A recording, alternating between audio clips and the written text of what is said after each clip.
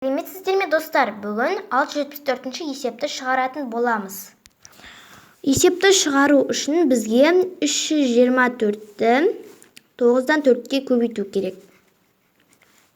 Қысқартып аламыз. 9-9-ға қысқартсақ 1, 324-ті 9-ға қысқартсақ 36 шығады.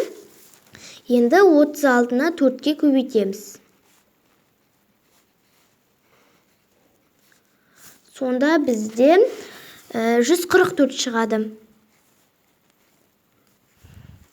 Ал енді 324-ті 6-дан 1-ге көбейту керек. Енді 6-ны 6-ға қысқартсақ 1 шығады. 324-ті 6-ға қысқартсақ 54 шығады. Сонда 54-ті 1-ге көбейтсек 54 шығады.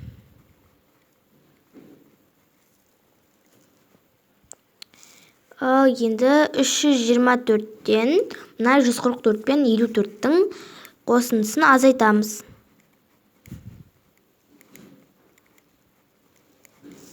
Сонда бізде шығады 126. Ал жауабы сонда 126.